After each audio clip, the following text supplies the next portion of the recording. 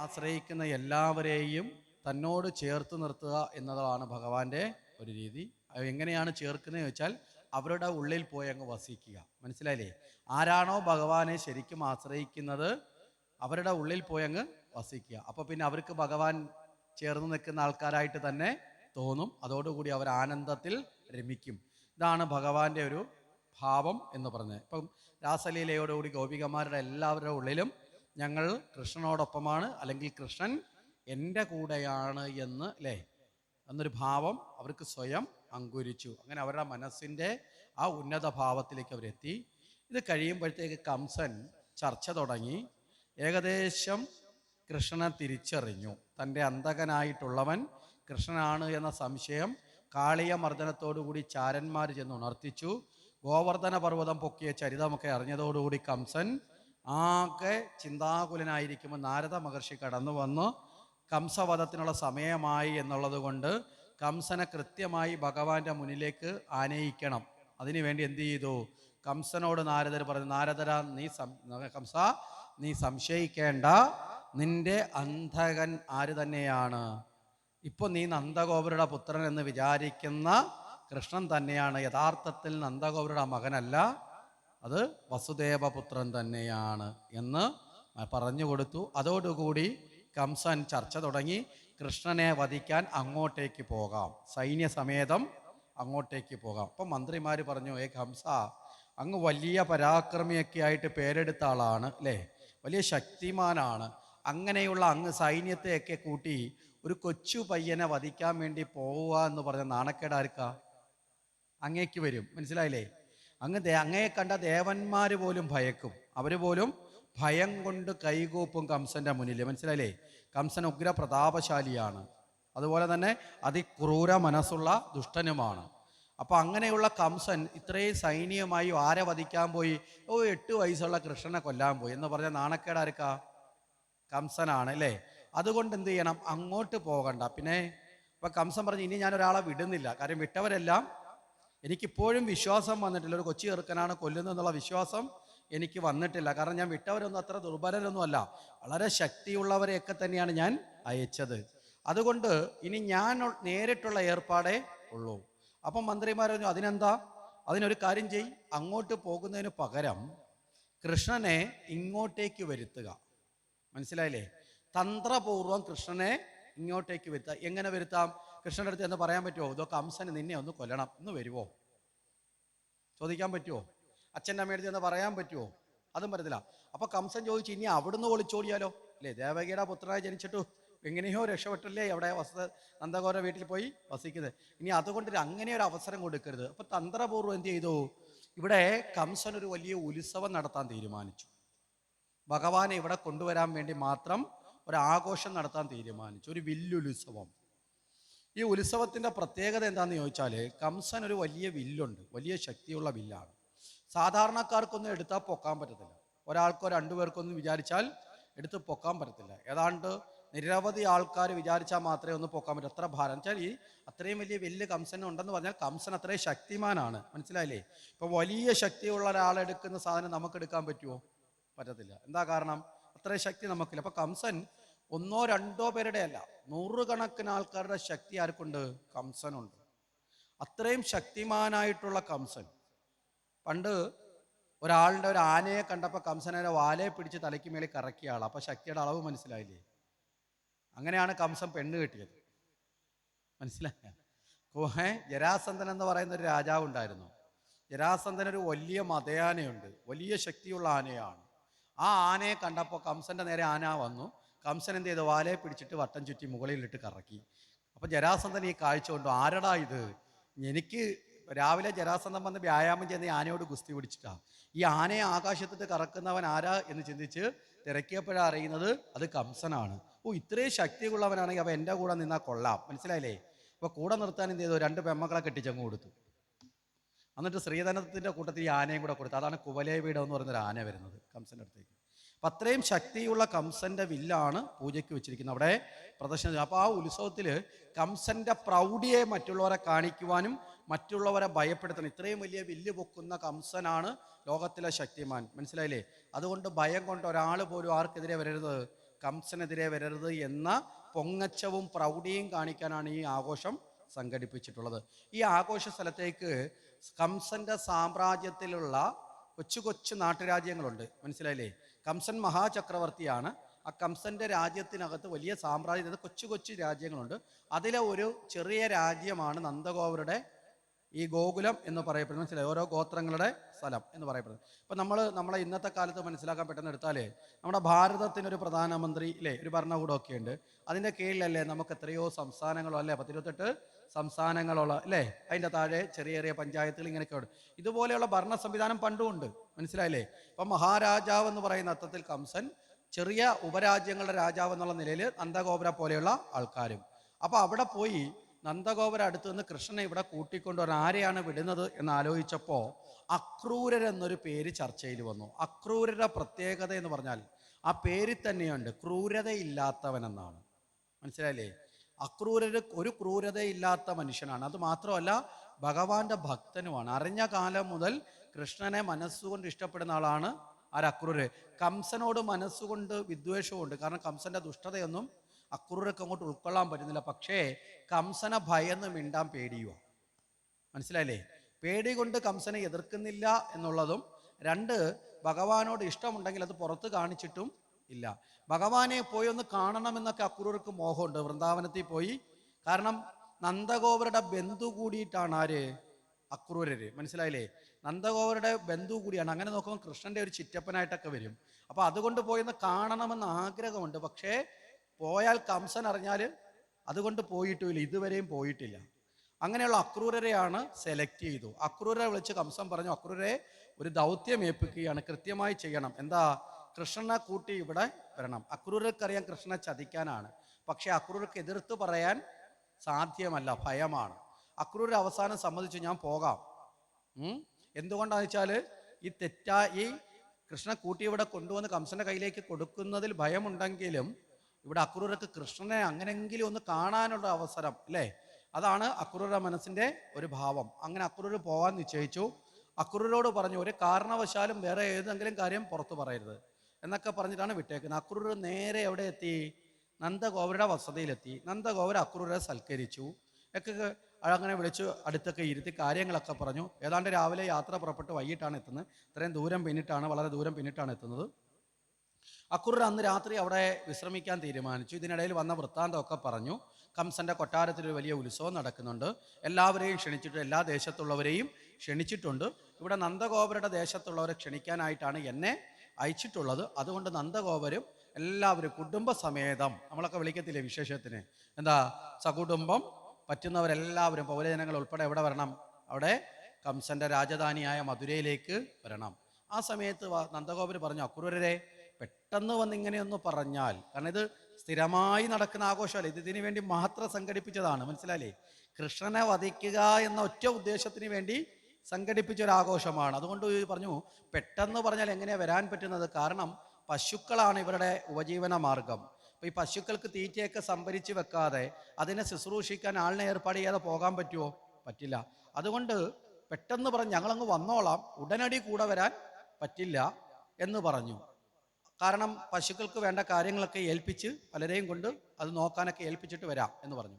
ഈ സമയത്ത് അക്രൂര് പറഞ്ഞു, അങ്ങനെയാണെങ്കിൽ ഒരു കാര്യം ചെയ്യും, നിങ്ങൾ അതൊക്കെ തയ്യാറാക്കിയിട്ട് വന്നോളൂ, കുട്ടിയെ എൻ്റെ കൂടെ, കൃഷ്ണനെയും എൻ്റെ കൂടെ അയച്ചുകൂടെ എന്ന് ചോദിച്ചു. മനസ്സിലായില്ലേ? ഇവിടെ എന്തുകൊണ്ടാണെന്ന് വെച്ചാൽ കൃഷ്ണൻ അക്രൂരർ വന്നപ്പോൾ തന്നെ കൃഷ്ണൻ അക്രൂരുടെ കൂടെ അങ്ങ് കൂടി. അക്രൂരുടെ അടുത്തുനിന്ന് മാറുന്നതേയില്ല. എന്താ കാരണം? അറിയാതെ പോലും അക്രൂരര് കംസൻ ദുഷ്ടനാണെന്നും കൃഷ്ണനെ വധിക്കാനാണോ വിളിക്കുന്നതെന്നൊരു സംശയം അക്രൂരുടെ വായിന്ന് പുറത്തു വീഴരുത്. വീണാൽ മാതാപിതാക്കൾക്ക് വിടാനൊരു വിഷമം വരും ഇല്ലേ? മാതാപിതാക്കളെ വേദനിപ്പിക്കാൻ പാടില്ല. ഇതാണ് ഭഗവാന്റെ ഒരു കാഴ്ചപ്പാട്. അതുകൊണ്ട് കൂടെ തന്നെ കൃഷ്ണൻ നിൽക്കുന്നുണ്ട്. അക്രൂർക്ക് ഇത് പറയാനും സമയം കൊടുത്തിട്ടില്ല. പിന്നെയോ അക്രൂരെ നിർബന്ധിച്ചുകൊണ്ടിരിക്കുക, ആഘോഷം കാണാൻ ഞാനും വരട്ടെ എന്ന്.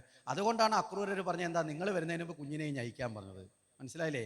അച്ഛനും അമ്മയ്ക്കും ആ ദുഃഖം കാണാതെ കംസവധം നടത്തണം എന്ന് ഭഗവാൻ നിശ്ചയിച്ചിട്ടുണ്ട്. അങ്ങനെ സംസാരിച്ചു. രാത്രിയിൽ അക്രൂരുടെ കൂടെ പോയി കിടന്ന് ഉറങ്ങി. കാരണം എന്താ, ഉറക്കത്തിൽ പോലും അക്രൂർ വാ തുറന്ന് അറിയാതെ സത്യം വിളിച്ച് പറയരുത് എന്നുള്ള അർത്ഥത്തിൽ ഭഗവാന്റെ സാമീപ്യം ഉണ്ടായി. അത് രാവിലെ തന്നെ നന്ദഗോപരുടെ സമ്മതത്തോടു കൂടി കൃഷ്ണ ബലരാമന്മാരെ കൂട്ടിക്കൊണ്ട് അക്രൂരർ എവിടേക്ക് പോവുകയാണ്? ദ്വാരകയിലേക്ക് പോവാം. അങ്ങനെ അങ്ങോട്ട് യാത്ര തുടങ്ങിയപ്പോൾ ഭഗവാൻ അക്രൂരോട് ചോദിച്ചു, അക്രൂരെ അവിടെ ആഘോഷങ്ങൾ എന്തൊക്കെയാ, അവിടെ ഉത്സവത്തിന് എന്തൊക്കെയാ അല്ലേ? കൊച്ചു കുട്ടികൾ ചോദിക്കുമല്ലോ, അവിടെ ആനയുണ്ടോ, പടക്കമുണ്ടോ, ബലൂണുണ്ടോ അല്ലേ? ഇതൊക്കെ ചോദിക്കുന്നത് പോലെ ഇങ്ങനെ ഓരോന്ന് ചോദിക്കുക. കാരണം ആദ്യമായിട്ടാണ് തൻ്റെ ഗ്രാമം വിട്ട് ആര് പോകുന്നത്? ഭഗവാൻ അതൊരു പട്ടണ പ്രദേശത്തേക്ക് പോകുന്നത്. ഗോകുലവും വൃന്ദാവനവും ഒക്കെ ഏകദേശം യമുനാ തീരത്ത് വനാതിർത്തിയിലുള്ള ഗ്രാമങ്ങളാണ്, ഒരു വനപ്രദേശത്താണ്. കാരണം എന്താ? ഇവർക്ക് പശുവിനെ മേയ്ക്കാനുള്ള പുൽമേടുകളും, മനസ്സിലായില്ലേ? അപ്പോൾ ആ രീതിയിൽ അപ്പോൾ ആദ്യമായിട്ടാണ് ഇവരൊരു ടൗണിലേക്ക് പോകുന്നത്. അപ്പോൾ ആ ടൗണിൽ എന്തൊക്കെ കാഴ്ചകളുണ്ടാന്നൊക്കെ ചോദിക്കുമ്പോൾ അക്രൂർക്ക് ഇതൊക്കെ അങ്ങോട്ട് പറയാനൊരു മടി. അക്രൂർ ഇങ്ങനെ ഒരു വീർപ്പ് മുട്ടൽ. ഭഗവാൻ മനസ്സിലായി കാര്യം എന്താ. അക്രൂർ ഇവിടെ നിന്ന് ഇങ്ങനെ യാത്ര ചെയ്ത് പോകുന്നിടത്ത് കൃഷ്ണന്റെ അടുത്തേക്കാണല്ലോ ഞാൻ പോകുന്നത് എന്ന് മനസ്സിലായില്ലേ? ഈ കുഞ്ഞുങ്ങളെ ഞാൻ എവിടെ കൊടുക്കുകയാണ്? കൃഷ്ണന്റെ കംസന്റെ മുന്നിലേക്കാണല്ലോ കൊണ്ടുപോകേണ്ടത് എന്നുള്ള ടെൻഷൻ ആർക്ക് വരാൻ തുടങ്ങി? അക്രൂരക്ക് വരാൻ തുടങ്ങി. അപ്പോൾ ഭഗവാന് മനസ്സിലായി അക്രൂര ടെൻഷൻ ഇങ്ങനെ അടിച്ചു കഴിഞ്ഞാൽ അക്രൂരെ മിക്കാറും അവിടം വരെ ചെല്ലില്ല. അതുകൊണ്ട് അക്രൂരെ എന്ത് ചെയ്യണം? ഈ പ്രതിസന്ധിയിൽ നിന്ന് മാറ്റണം. അക്രൂര് ഭഗവാന്റെ ഭക്തനുമാണ്, ഭഗവാനെ ആശ്രയിക്കുന്ന ആളുമാണ്. അപ്പം അക്രൂര് മനസ്സുകൊണ്ട് പറയുന്നത്, കൃഷ്ണ ഞാൻ ചെയ്യുന്നത് തെറ്റാണോ, ഞാൻ ചെയ്യുന്ന അപരാധമാണോ? ഈ ചിന്തയിൽ നിൽക്കുന്നതുകൊണ്ടാണ് ഇദ്ദേഹത്തിനൊന്നും പറയാൻ പറ്റാത്തത്. അപ്പോൾ കൃഷ്ണൻ ചോദിച്ചു, അക്രൂരെ എന്താ പറ്റിയ ഒരു വിഷമം പോലെ, എന്തേ? അക്രൂർ പറഞ്ഞു, ഏയ് ഒന്നുമില്ല. സത്യം പറയാൻ പറ്റാത്ത അവസ്ഥയിൽ ചിലർ അനുഭവിക്കുന്ന ഒരു വീർപ്പൂട്ടലുണ്ടല്ലോ, ഒന്നുമില്ല. അല്ല, അക്രൂർക്ക് വല്ലാത്ത ക്ഷീണം പോലെ. അക്രൂർ പറഞ്ഞു, യാത്ര ചെയ്ത് വന്നതല്ലേ, അവിടുന്ന് ഇത്രയും ദൂരം യാത്ര ചെയ്തു, ആകെ വന്ന് ഇവിടെ ഒരു രാത്രി തങ്ങി വീണ്ടും ഇത്രയും ദൂരം യാത്ര ചെയ്യുന്നതിൻ്റെ ക്ഷീണമായിരിക്കും. അത് ശരിയായിരിക്കും, യാത്രയുടെ ക്ഷീണം വല്ലാതെ അക്രൂരെ അലട്ടുന്നുണ്ട്. മനസ്സിലായില്ലേ? ഇവിടെ ഭഗവാൻ പറഞ്ഞ ഏതാ? ജീവിതയാത്രയുടെ ക്ഷീണമാണ്. അതുകൊണ്ട് ഭഗവാൻ പറഞ്ഞു, അക്രൂരെ യമുനാ നദിയിൽ ഒന്ന് ഇറങ്ങി കുളിച്ചോളൂ. യമുനാ തീരത്തൂടെയാണ് ഈ രഥം പോകുന്നത്. യമുനാ തീരത്തുമാണ് മധുര നിൽക്കുന്നത്. മനസ്സിലായില്ലേ?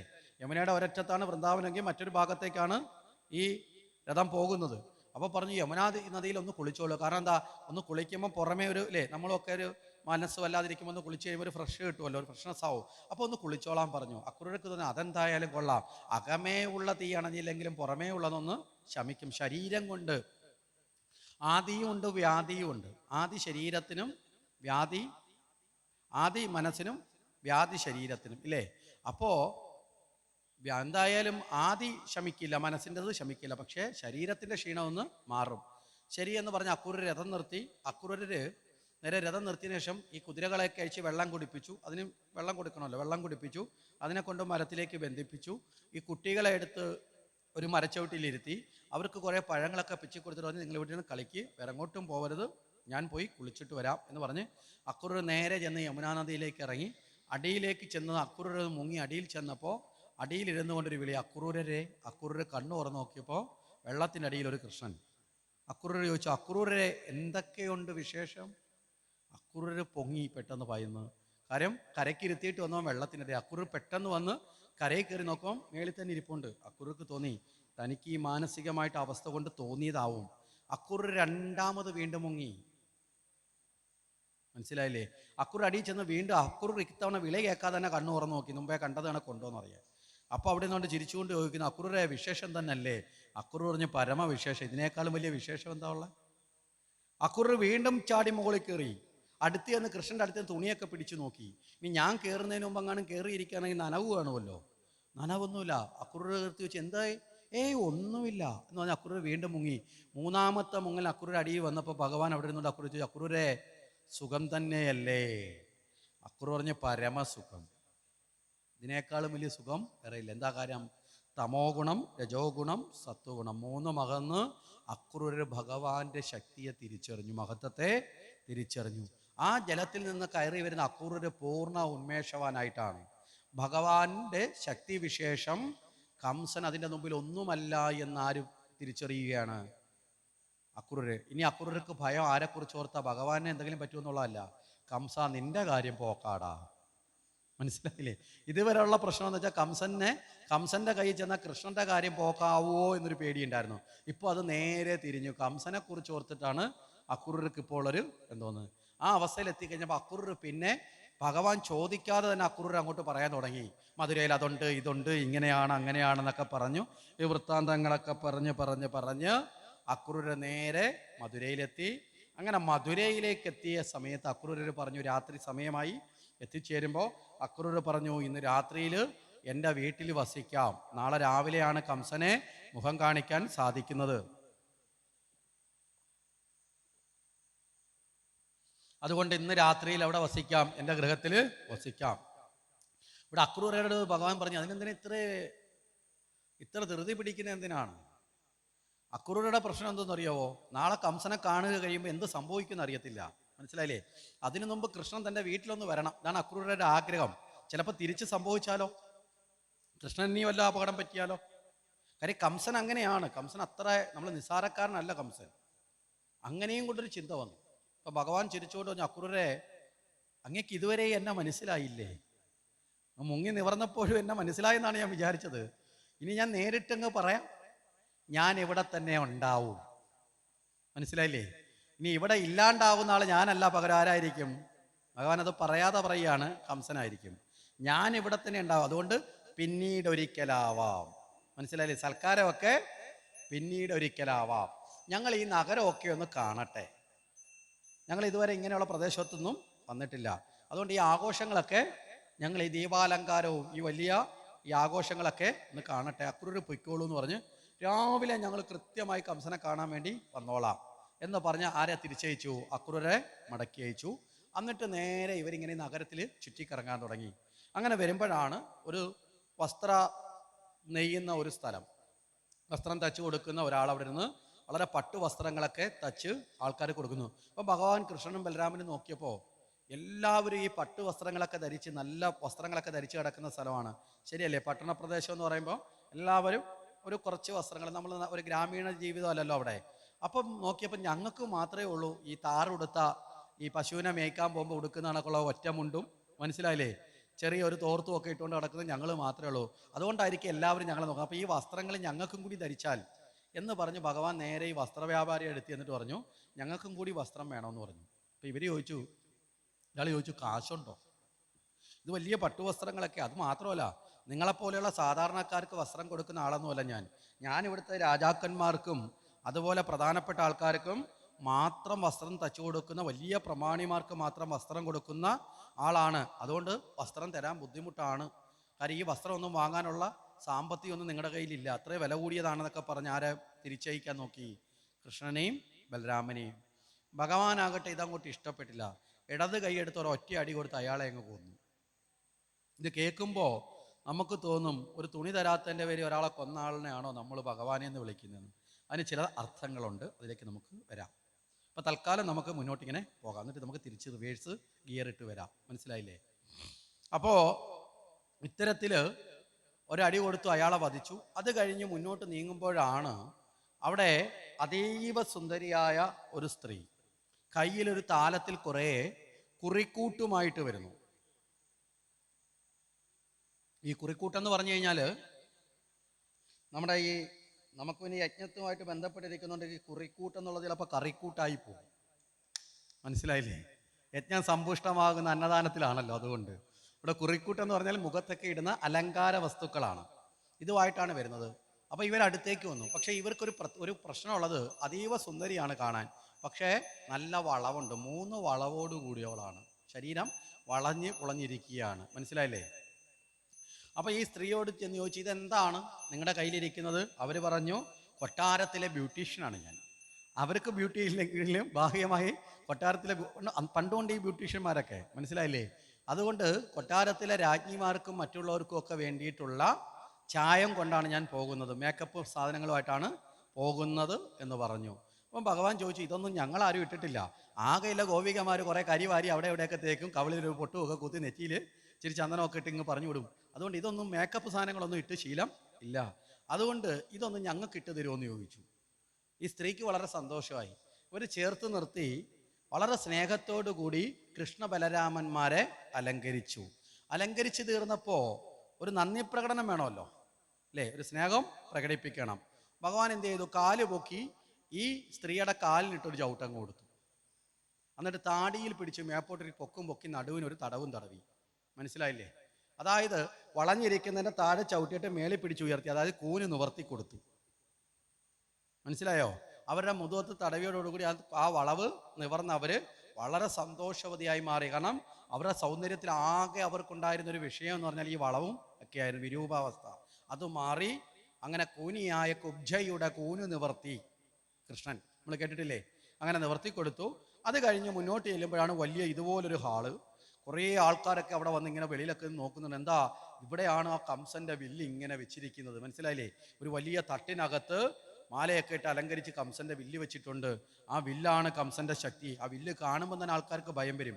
അപ്പോൾ ആ വില്ലെടുത്ത് പൊക്കി യുദ്ധം ചെയ്യുന്ന കംസനെ കുറിച്ച് ഓർത്താൽ ഒരാൾക്ക് പോലും എതിരിടാനുള്ള ധൈര്യം ഉണ്ടാവില്ല. അപ്പോഴാണ് ഭഗവാൻ ചെന്ന് അതിൻ്റെ വാതിൽ കൂടെ അകത്തോട്ടൊക്കെ ഒന്ന് കയറി പതുക്കെ ഈ വില്ലിൻ്റെ അടുത്തൊക്കെ വന്ന് ഇങ്ങനെ നോക്കുമ്പോൾ അവിടെ ഇരുന്ന കാവൽക്കാർ ചോദിച്ചു, എന്തിനാ ഇതൊക്കെ വന്ന് നോക്കുന്നത്? കുഞ്ഞുങ്ങളാണല്ലോ. ഒരു പരിഹാസ രൂപേണ അവിടെ എന്ന ഹടാതടിയന്മാരായിട്ടുള്ള മല്ലന്മാർ ചോദിച്ചു, എന്താ അത് നോക്കുന്നത്? അപ്പൊ കൃഷ്ണൻ ചോദിച്ചു, ഞാനൊന്ന് തൊട്ടോട്ടെ ഇതിനകത്തൊന്ന് ചോദിച്ചു. തൊടുന്ന എന്തിനാ, അങ്ങ് എടുത്തോ എന്ന് പറഞ്ഞു. കളിയാക്കാൻ വേണ്ടിയിട്ടാണ് പറഞ്ഞത്, മനസ്സിലായില്ലേ? എടുക്കാവോ? പിന്നെ എടുത്തോ, കാരണം ഇത് എടുക്കാൻ പറ്റില്ല എന്നുള്ള നിലയിൽ ഒരു പുച്ഛത്തോടെ പറഞ്ഞു. ഭഗവാൻ ആകട്ടെ വളരെ നിസാരമായിട്ട് ആ വില്ലങ്ങോട്ട് എടുത്തങ്ങോട്ട് ഉയർത്തി എന്ന് മാത്രമല്ല, രണ്ട് ഭാഗത്തായിട്ട് രണ്ട് കൈ അങ്ങോട്ട് പിടിച്ചു. ഈ മല്ലന്മാർക്ക് എന്തു പറയണമെന്ന് അറിയാൻ വയ്യ. ഇവർ ഈ കാഴ്ച കണ്ട് ഭയന്ന് ദൂരേക്ക് തെറിക്കുന്നത് പോലെ തോന്നി.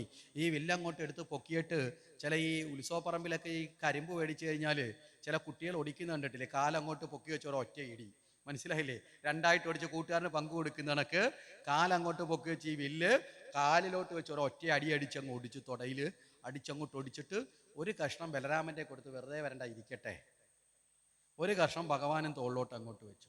ഈ മല്ലന്മാർ ആദ്യം ഭയന്നെങ്കിലും കംസൻ ഏൽപ്പിച്ച വില്ല് നഷ്ടപ്പെട്ടു കഴിഞ്ഞാൽ കംസന്റെ നിന്ന് ശിക്ഷ കിട്ടും.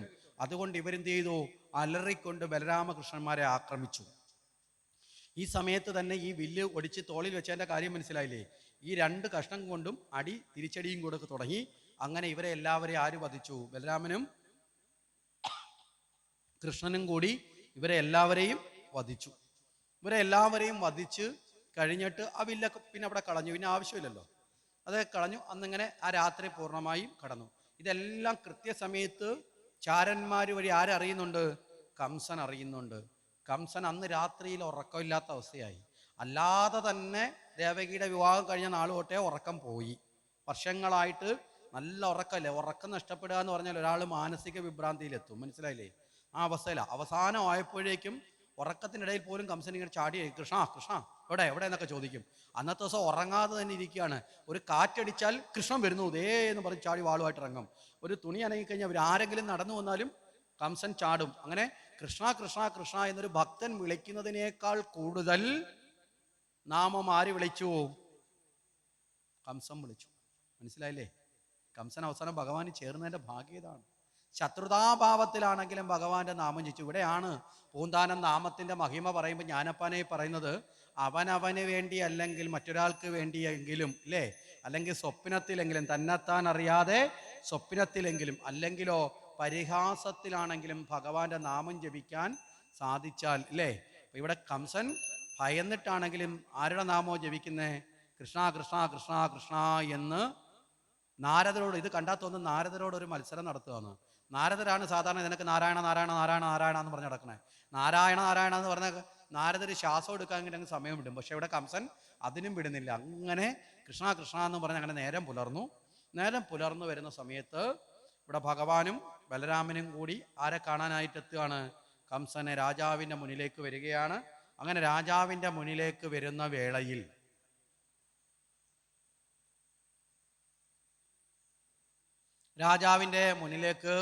വേളയിൽ ഇവർ ഈ കടന്നു വരേണ്ട ഗോപുരമുണ്ട്, കോട്ട. ഈ രാജാവിൻ്റെ ചുറ്റുവലിയ മതിലൊക്കെ കെട്ടിയ കോട്ടകളുണ്ട്. ഈ കോട്ടയ്ക്കുള്ളിലെ കവാടത്തിൻ്റെ ഭാഗത്തായിട്ട് കുവലയപീഠം എന്ന ആനയെ കൊണ്ട് നിർത്തിയിട്ടുണ്ട്. മുമ്പേ പറഞ്ഞല്ലോ ആനയുടെ പ്രത്യേകത. ഈ കുവലയപീഠം മധയാനയാണ്. അതായത് ഈ കുവലയപീഠം എന്ന് പറയുന്ന ആനയെ ഉപയോഗിക്കുന്നത് ശത്രുക്കളെ കൊല്ലാൻ വേണ്ടി. യുദ്ധസമയമാവുമ്പോൾ ഈ ആനയെ ഒന്ന് ഇളക്കി വിട്ടു കഴിഞ്ഞാൽ എത്ര വലിയ ശക്തിയായിട്ടുള്ള ശത്രു സൈന്യത്തെ എന്ത് ചെയ്യും? ഓടി ചാടി ചവിട്ടി അരച്ച് കുത്തി കാലേപ്പിടി നിലത്തടിച്ച് സർവം തകർക്കുന്ന ഒരു സംഹാര രൂപിണിയായ ആനയാണ് ഏത്? കുവലയപീഠം. മനസ്സിലായില്ലേ? ഈ കംസനെ പോലെ തന്നെ ദുഷ്ടതയാർന്നൊരു ആനയാണ് കുവലയപീഠം. ഈ ആനയെ കൊണ്ട് നിർത്തിയിട്ടുണ്ട്. ഈ ആന നിൽക്കുന്ന കവാടത്തിലൂടെ കയറി വരാൻ വളരെ ചെറിയ സ്ഥലമാണ്. ഈ സ്ഥലത്തൂടെ വേണം ആര് ഉള്ളിലേക്ക് വരാൻ? ഇവിടെ ബലരാമനും കൃഷ്ണനും. ഇതൊക്കെ കാണാനായിട്ട് മട്ടുപ്പാവിൽ ആരിപ്പുണ്ട്? കംസൻ. കംസൻ നോക്കിയിരിക്കുക, എന്താ പൂതനെ കൊന്നവനാണോ ഇവനെന്നൊക്കെ ഒന്ന് അറിയട്ടെ, കുവലയപീഠത്തെ ഇവൻ എന്ത് ചെയ്യും എന്നൊന്ന് കാണട്ടെ. ഈ ആനയാകട്ടെ ഈ കൃഷ്ണനും ബലരാമനും വരുന്ന കണ്ട് തൻ്റെ തുമ്പിക്കൈ ഉയർത്തി, മുൻകാലുകൾ ആകാശത്തേക്കൊന്ന് ഉയർത്തി, തുമ്പിക്കൈ ഉയർത്തി മുകളിലേക്ക് വട്ടം ചുഴറ്റി ഉഗ്രഭാവത്തിൽ ഗർജിച്ചുകൊണ്ട്, സാധാരണ ഒരു മനുഷ്യൻ അത് കേട്ടാൽ മരിക്കും, ആ ഭാവത്തിൽ അലറിക്കൊണ്ട് തൻ്റെ കാലുകൾ താഴേക്ക് ചവിട്ടി കുതിച്ചൊരു ഗർത്തമുണ്ടാക്കിക്കൊണ്ട് മുന്നോട്ടാഞ്ഞു കുതിക്കുകയാണ്. എന്തിന്? തൻ്റെ 2 കൊമ്പിനകത്തുമായി ഈ 2 കുട്ടികളെ കുത്തി ഉയർത്തി ആരെ കാണിക്കണം? മാറിടം പിളർന്ന് കംസന്റെ മുന്നിൽ കാണിക്കണം. മനസ്സിലായില്ലേ? ഇതാണ് കുവലയപീഠത്തിന്റെ ലക്ഷ്യം. ആ രീതിയിൽ അലറിക്കൊണ്ട് കുവലയപീഠം മുന്നോട്ട് കുതിച്ചപ്പോൾ ഭഗവാൻ ബലരാമനെ ഒന്ന് നീക്കിയിട്ട് ഒരൊറ്റ കുതിപ്പിന് കുവലയപീഠത്തിന്റെ തുമ്പിക്കൈയിലൂടെ ചാടി അതിൻ്റെ മൂർധാവിലെത്തി 2 കരങ്ങളും ചേർത്ത് ഒരൊറ്റയടിക്ക് കുവലയപീഠത്തെ വധിച്ചു. രണ്ടാമതൊരടിയില്ല, ഒറ്റയടിക്ക് കുവലയപീഠത്തെ വധിച്ചു. വധിച്ചു കഴിഞ്ഞിട്ട് ചരിഞ്ഞ ആനയുടെ ദേഹത്തോട്ട് ചവിട്ടിപ്പിടിച്ച് 2 കൊമ്പും അങ്ങോട്ട് പിഴുതങ്ങെടുത്തു. കൊമ്പ് കച്ചവടം തുടങ്ങി. മനസ്സിലായില്ലേ? ഒരെണ്ണം ബലരാമൻ്റെ കൊടുത്ത് വെച്ചേക്ക്, ഒരെണ്ണം ഭഗവാനും എടുത്ത് തോളിൽ വെച്ചു. 2 കൊമ്പും അങ്ങോട്ട് പിഴുത് വെച്ച് കഴിഞ്ഞിട്ട് നേരെ മുന്നോട്ട് വരുമ്പോൾ ഈ കുവലയപീഠത്തിൻ്റെ പുറകിൽ ഒരു 2 മല്ലന്മാർ നിൽപ്പുണ്ട്. നല്ല തടിയുള്ള കംസന് തുല്യരായ മല്ലന്മാർ 2 പേര്. അപ്പൊ ഇവര് യഥാർത്ഥത്തിൽ ഈ കൃഷ്ണ ബലരാമന്മാർ വന്നാൽ ആക്രമിക്കാൻ ശക്തരായിട്ടൊക്കെ നിന്നത്. പക്ഷെ ഇവർ അതുവരെ നിന്നത് ഒരു പുച്ഛത്തിലാണ്. എന്താ കാര്യം? കുവലയ പീഠത്തെ കടന്ന് അവൻ ഇങ്ങോട്ട് വരില്ല, പിന്നെ നമ്മൾ വെറുതെ ഇവിടെ റെസ്റ്റ് എടുത്ത് കംസം പറഞ്ഞത് കൊണ്ട് വന്ന് നിൽക്കുന്നുള്ള നിലയിലാണ് നിന്നത്. പക്ഷേ കുവലയ പീഠത്തിന്റെ വീഴ്ച കണ്ടപ്പോൾ ഇവർക്ക് മനസ്സിലായില്ലേ? നിസാരക്കാരനല്ല. ഇവർ ചാടി എഴുന്നേറ്റ് മല്ലയുദ്ധത്തിന് തയ്യാറായി. ഭഗവാൻ നേരെ ഇങ്ങോട്ട് വന്ന് ഭഗവാൻ നേരെ ചാണൂരനെ നേരിട്ടു. ബലരാമനോട് പറഞ്ഞു മുഷ്ടികനെ നേരിട്ടോളാൻ. അങ്ങനെ 2 പേരും കൂടെ ചേർന്ന് അങ്ങനെ ചാണൂരനെയും മുഷ്ടികനെയും വധിച്ചു. ഇത് കഴിഞ്ഞ് പിന്നെ എത്തുന്നത് കംസന്റെ അടുത്തേക്കാണ്. കംസന്റെ ഉള്ളിൽ ഭയമുണ്ടെങ്കിലും കംസൻ പുറത്തുനിന്നും കാണിക്കാതെ തൻ്റെ ഗദയും എടുത്തുകൊണ്ട് ചാടി, പരാക്രമശാലിയായ കംസൻ സിംഹാസനത്തിൽ നിന്ന് ചാടി ഇറങ്ങി അലറി തുടിക്കുന്നതിന് മുമ്പ് തന്നെ ഭഗവാൻ ഒരൊറ്റ കുതിപ്പിൽ മട്ടുപ്പാവിലേക്ക് എത്തി. കംസൻ നിൽക്കുന്ന ആ തട്ടിലേക്ക് ഒരൊറ്റ കുതിപ്പിന് ചാടി അവിടെ എത്തി. കംസന്റെ മൂടോടുകൂടി അരക്കെട്ടിൽ പിടിച്ചു പൊക്കി, അരക്കെട്ടിലെ വസ്ത്രങ്ങളെല്ലാം കൂടെ പിടിച്ച് നാഭീകമലത്തിൽ പിടിച്ച് ഉയർത്തിക്കൊണ്ട് കംസനെയും കൊണ്ട് താഴേക്കൊരു ചാട്ടം ചാടി. കിരീടവും ആയുധങ്ങളൊക്കെ തെറിച്ച് നഷ്ടപ്പെട്ട കംസൻ ഭൂമിയിലേക്ക് വന്ന് വീണു. ഭഗവാൻ തൻ്റെ കാൽപാദം, കംസന്റെ കാലിൻ്റെ മുട്ട് കംസന്റെ നെഞ്ചിലേക്കൊന്ന് അമർത്തി കംസൻ മരിച്ചു. ഇത്രയേ ഉള്ളൂ കംസവധം. അപ്പോൾ ചോദിക്കും, ഇത്രയും നിസാരമായി കൊന്ന കംസനെ കൊല്ലാനാണോ ഭഗവാൻ ഇങ്ങനെ ഒരു അവതാരം ചെയ്തതെന്ന് നമുക്ക് തോന്നാം. അവിടെ അടിയും യുദ്ധവും ഒന്നുമില്ല. ഒരൊറ്റ കാൽമുട്ട് അമർത്തി കംസൻ വധിച്ചു. കംസൻ വളരെ നിസാരം, നമ്മളെ കാഴ്ച നിസാരമായി വലിയ പരാക്രമശാലി എന്ന് പറഞ്ഞ കംസൻ മരണപ്പെട്ടു. ഇതാണ് കംസവധം. ഭഗവാന്റെ അവതാര തത്വം കഴിഞ്ഞു. കംസനെ വധിച്ചതിന് ശേഷം അവിടെ കംസൻ തടവേറയിലാക്കിയിരിക്കുന്ന കംസന്റെ പിതാവായ ഉഗ്രസേന രാജാവിനെയും ഒക്കെ മോചിപ്പിച്ചു. അങ്ങനെ ഉഗ്രസേന രാജാവ് മോചിക്കപ്പെട്ടു വന്നു. അദ്ദേഹത്തെ രാജാവാക്കി സിംഹാസനത്തിൽ ഇരുത്തി ഭഗവാൻ. മനസ്സിലായില്ലേ? അതിനുശേഷം ഭഗവാൻ എന്ത് ചെയ്തു? കാരണം ഭഗവാന് വേണമെങ്കിൽ ഈ സിംഹാസനം ഭഗവാൻ അവകാശപ്പെടാം. കാര്യം രാജാവിനെ വധിച്ചു കഴിഞ്ഞാൽ തനിക്കാണ് കിട്ടേണ്ടത്. പക്ഷേ ഒരിക്കലും സമ്പത്തിനോ അധികാരത്തിനോ പുറകിൽ പോകുന്ന ഒരാളായിരുന്നില്ല കൃഷ്ണൻ. ധർമ്മത്തിന് പുറകിലാണ് ഭഗവാൻ നിന്നത്. അവിടെ ധർമ്മമനുസരിച്ച് ഉഗ്രസേന രാജാവാക്കി. ഉഗ്രസേന രാജാവാണ് പിന്നീട് ദേവകി വസുദേവന്മാരെ മോചിപ്പിച്ചതും. മനസ്സിലായില്ലേ? ഭഗവാൻ തൻ്റെ മാതാപിതാക്കളെ കാണുന്നതും. അപ്പോൾ ആ രീതിയിൽ ധർമ്മപാലനം നടത്തി കംസവധം നടത്തി. ഇനി കംസവധത്തിൻ്റെ ഉള്ളിലേക്ക് നമുക്ക് വരാം. അക്രൂരരുടെ യാത്ര നമ്മൾ പറഞ്ഞത് മനസ്സിലാക്കുന്നത്. അക്രൂരരുടെ മനോഭാവത്തെ മാറ്റി അക്രൂരരെ ഭഗവാൻ തൻ്റെ മഹത്വത്തെ ബോധിപ്പിച്ചു. ഇത് കഴിഞ്ഞ് വന്നു കഴിയുമ്പോൾ കാണുന്ന ആദ്യത്തെ വസ്ത്രം നെയ്യുന്ന ആൾ അവിടെ തൊട്ടാണല്ലോ നമുക്കൊരു സംശയം ഉടലെടുക്കാവുന്നത് ഈ കഥയിൽ. ഇതാരാണ് എന്ന് ചോദിച്ചാൽ, എന്തെങ്കിലും ഒരു കാരണമില്ലാതെ ഒരു കാര്യം ലോകത്തുണ്ടാവില്ല. ഉണ്ടാവുമോ? ഏത് കാര്യത്തിന് എന്തുണ്ടാവും? ഒരു കാരണം ഉണ്ടാവും. അപ്പൊ അങ്ങനെ ഒരു തയ്യക്കടക്കാരനെ വധിക്കാൻ കേവലം ഒരു തുണി കൊടുക്കാത്തതൊരു കാരണമായി ഭഗവാൻ കാണാൻ സാധ്യതയില്ല. അതിനൊക്കെ അപ്പുറത്തൊരു കാരണം ഉണ്ട്. എന്താ കാരണം? രാമാവതാര കാലത്ത്, മനസ്സിലായില്ലേ? രാമാവതാര കാലത്ത് സീത പരിശുദ്ധയല്ല എന്ന് പറഞ്ഞ് സീതയെ ഉപേക്ഷിക്കുന്നതിന് വേണ്ടി അപവാദം പറഞ്ഞ ഒരുവനുണ്ടായിരുന്നു. മനസ്സിലായി? ഒരു അലക്കുകാരൻ. ആ സമയത്ത് ആ അലക്കുകാരനെ രാമൻ ശിക്ഷിച്ചിട്ടില്ല. കാര്യം അങ്ങനെ ശിക്ഷിച്ച ആൾക്കാർ പറയാം അവൻ പറഞ്ഞ സത്യമാണ്. മനസ്സിലായില്ലേ? പകരം സീതയെ ഉപേക്ഷിച്ചു. പക്ഷേ ആ അലക്കുകാരൻ ചെയ്ത നിന്ദ്യമായ പ്രവൃത്തിയുടെ ശിക്ഷ കൃഷ്ണാവതാര കാലത്ത് അവന് കൊടുക്കുകയാണ് ഭഗവാൻ ചെയ്യുന്നത്. ആ അലക്കുകാരനാണ് കൃഷ്ണാവതാരത്തിൽ ആരായി വരുന്നത്? ഈ വസ്ത്രത്തിൻ്റെ തുന്നൽക്കാരനായിട്ട് വന്നു ചേരുന്നത്. ഇനി രണ്ടാമത് കാണുന്നത് കൂനയായ കുബ്ജയല്ലേ? അവരെ അനുഗ്രഹിച്ചു. ആരാ ഈ കുബ്ജ? രാമാവതാര കാലത്തെ മന്ദരയാണ് ഇവിടെ കുബ്ജയായി വരുന്നത്. അപ്പൊ രാമാവതാര കാലത്ത് മന്ദര രാവണ നിഗ്രഹത്തിന് വേണ്ടി ഒരർത്ഥത്തിൽ മന്ദര ശ്രീരാമൻ കാട്ടിൽ പോകാൻ വേണ്ടി പ്രേരണ കയ്യകയ്ക്ക് കൊടുത്തത് ആരാ? മന്ദരയാണ്. അത് ഒരു ദുഷ്ടതയാണെങ്കിലും ഒരർത്ഥത്തിൽ അത് യഥാർത്ഥ രാവണ നിഗ്രഹത്തിന് കാരണവുമായതാണ് അല്ലേ? അങ്ങനെ അതുകൊണ്ടല്ലേ കാട്ടിപ്പോയത്. അല്ലെങ്കിൽ പോവില്ല. കാട്ടിപ്പോയില്ലെങ്കിൽ സീത അപഹരിക്കപ്പെടില്ല. അങ്ങനെയൊക്കെയുള്ള ചില കാര്യങ്ങളുണ്ട്. അപ്പൊ അതുകൊണ്ട് അവര് ഭഗവാന്റെ അവതാരത്തിന് സഹായകരമായതുകൊണ്ട് അവർ സുന്ദരിയായി ജനിച്ചു. പക്ഷേ വക്രബുദ്ധി ഉപയോഗിച്ചത് കൊണ്ട് മനസ്സിലായില്ലേ, വളവുകളോട് കൂടിയവളായി. ആ കുബ്ജയെ കൃഷ്ണാവതാര കാലത്ത് ഭഗവാൻ അനുഗ്രഹിക്കുകയാണ്, കൂന് നിവർത്തി കൊടുത്ത്. അപ്പൊ കുബ്ജ മന്ദര പിന്നീട് ഭഗവാൻ രാമനോട് ക്ഷമാപണമൊക്കെ നടത്തുന്നുണ്ട്. മനസ്സിലായി, താൻ ചെയ്തത് തെറ്റായി പോയോ എന്നൊരു ചിന്ത ആർക്ക് വന്നു? മന്ദരയ്ക്ക്. എന്തുകൊണ്ടാണ് മന്ദര അവിടെ ചെയ്തു വെച്ചാൽ, കൈകേയിയുടെ ദാസിയാ മന്ദര. കൈകേയിയെ വിവാഹം കഴിച്ചു കൊടുത്തപ്പോൾ രാജാവ് കൈകേയിക്ക് വേണ്ട കാര്യങ്ങളൊക്കെ ചെയ്ത് കൈകേയിയെ സംരക്ഷിക്കാൻ കൂടെ അയച്ച തോഴിയാണ് ആര്? മന്ദര. അതുകൊണ്ടാണ് മന്ദരയ്ക്ക് തൻ്റെ സഖിയായ കൈകേയി രാജ്ഞിയാവണമെന്നൊരു മോഹം വന്നത്. മനസ്സിലായില്ലേ? തൻ്റെ സഖിയായ കൈകേയി രാജ്ഞിയായ കാര്യം, ഭരതൻ രാജാവായ മഹാരാജ്ഞി പട്ടമഹിഷിയായിട്ട് ആര് മാറും? അവിടെ പ്രധാന സ്ഥാനത്ത് രാജമാതാവായിട്ട് കൈകേയി മാറും. അപ്പൊ കൈകേയിയുടെ തോഴിയായ മന്ദരയ്ക്ക് അതിന്റെ ഗുണം കിട്ടും. അതുകൊണ്ടാണ് അന്നതൊക്കെ ചെയ്തത്. അത് തെറ്റായി പോയെന്ന് പിന്നെ തോന്നി. എന്താ കാരണം?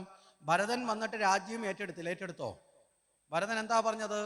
എൻ്റെ ജ്യേഷ്ഠന് ലഭ്യമാകാത്തതും അർഹതയില്ലാത്തതുമായി ഒരു സുഖവും തനിക്ക് വേണ്ട, അല്ലേ? അതല്ലേ പറഞ്ഞത്?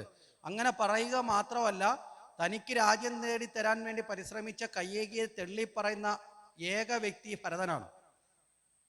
ശ്രീരാമൻ പോലും തെള്ളി പറഞ്ഞിട്ടുണ്ടോ? ഭരതനാണ്. ഭരതൻ അവസാനം ചോദിക്കുന്നുണ്ട്, നിങ്ങളുടെ മകനായി പിറന്നതിൽ ഞാൻ അപമാനിതനായി മാറിയിട്ടുണ്ട് എന്നൊക്കെ പറഞ്ഞിട്ടാണ് അവിടെ കൈകേയി ചെയ്ത തെറ്റിനെ തെള്ളി പറയുന്നുണ്ട്. സ്വന്തം അമ്മയെ ന്യായീകരിക്കുന്നില്ല.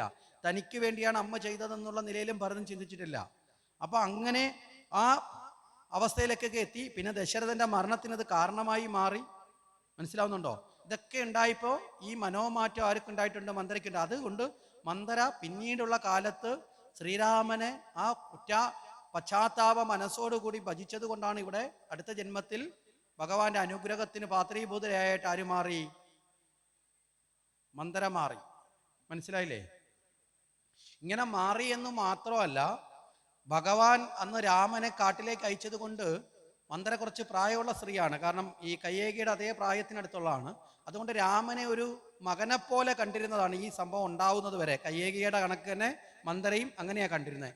അപ്പൊ ആ മകനെപ്പോലെ സ്നേഹിച്ച ഭഗവാനെ ഉപേക്ഷിക്കേണ്ടി വന്നല്ലോ, ആ ദുഃഖം ആ കുഞ്ഞിനുണ്ടായി എന്നൊക്കെയുള്ള രീതിയിൽ പ്രാർത്ഥിച്ചു.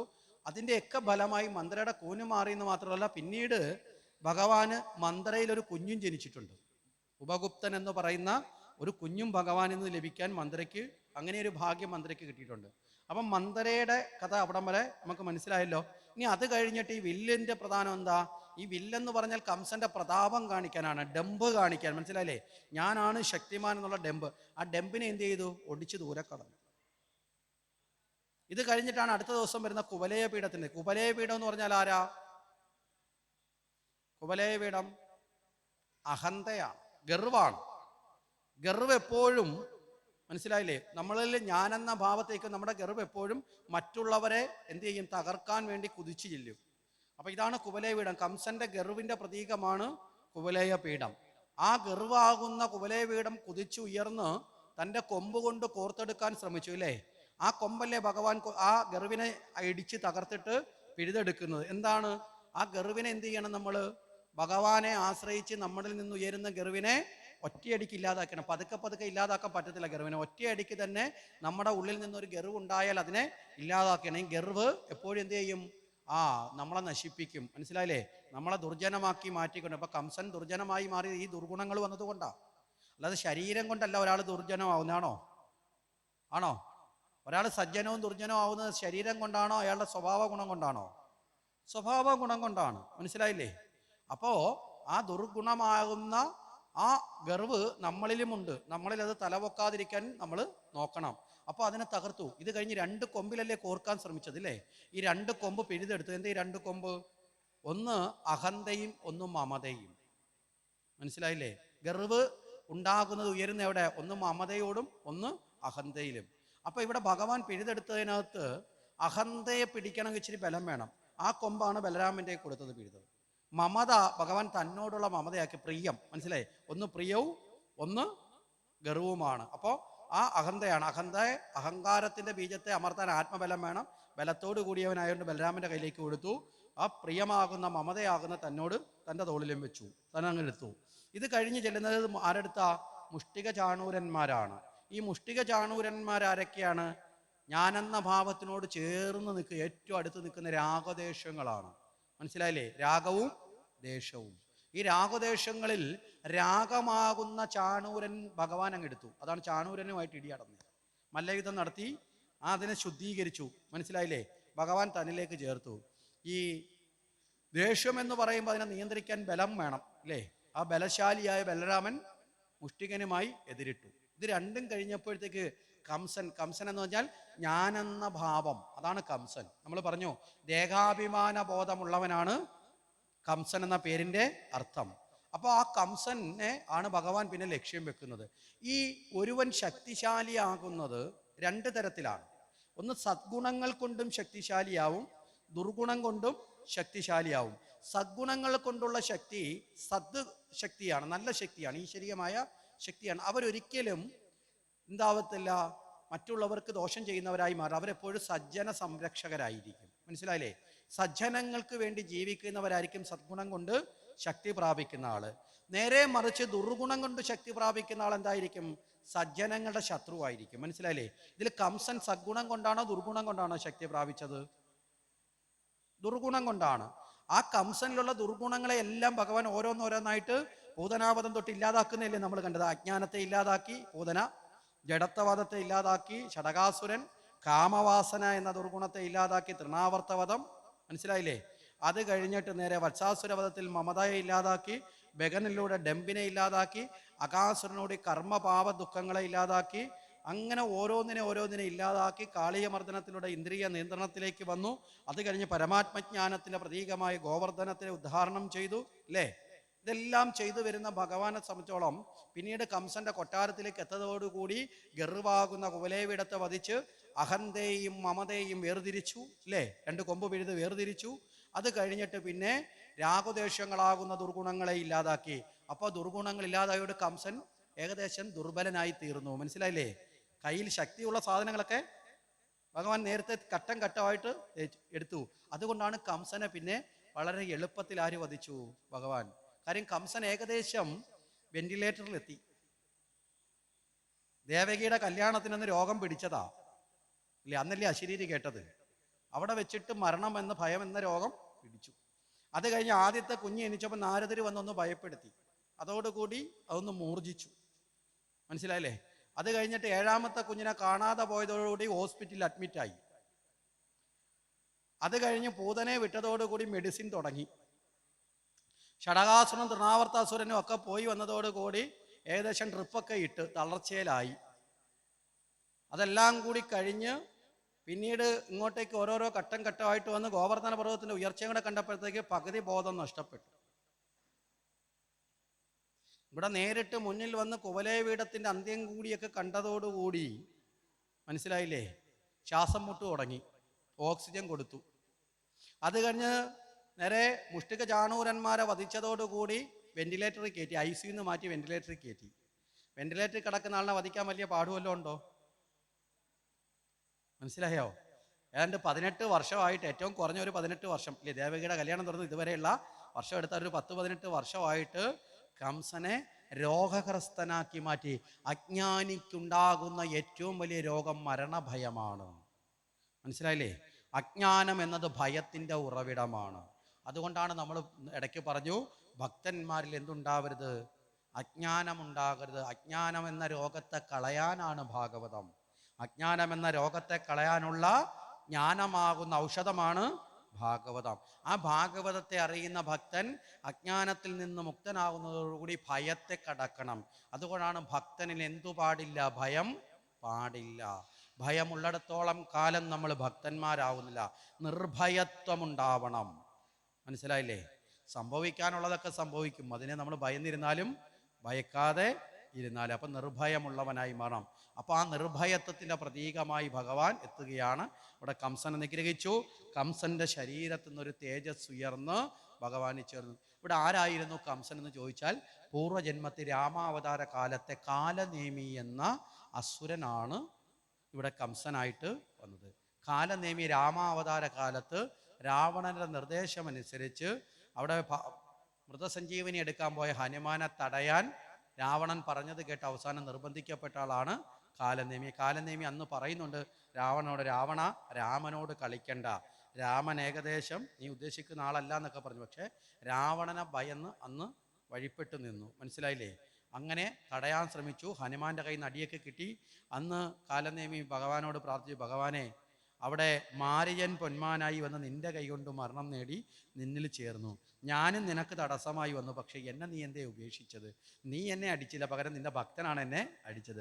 അടുത്ത ജന്മത്തിൽ ആ അവസ്ഥ ആര് കൊടുത്തു? ഭഗവാൻ കൊടുത്തു. ഇവിടെ കാലനേമിയാണ് കംസനായി വന്നു ചേരുന്നത് എന്ന ഭാവം നമ്മൾ മനസ്സിലാക്കുക.